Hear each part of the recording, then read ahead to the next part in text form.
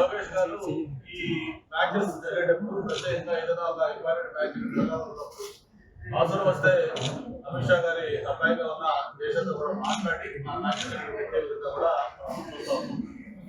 మరి అందులో భాగంగానే ఇటీవల మ్యాచెస్ కూడా విశాఖపట్నం స్టేడియం అయ్యాయి.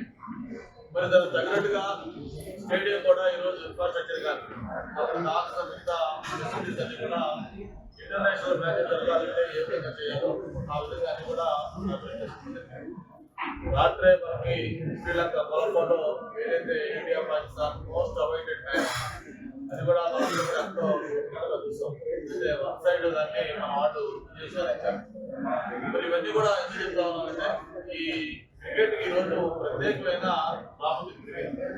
మరి ప్రత్యేకించి యువత కూడా ఈరోజు ఏదైనా ఒక మంచి మ్యాచ్ అంటే పెద్ద ఎత్తున ఆ మ్యాచెస్ కి హాజరవుతా ఉన్నారు. మనం చూస్తూ ఉంటాం ఏదైనా ఇండియా కంట్రీ మ్యాచ్ అంటే క్రికెట్ కూడా మనకి ఎంత ప్రజలు వస్తుంది.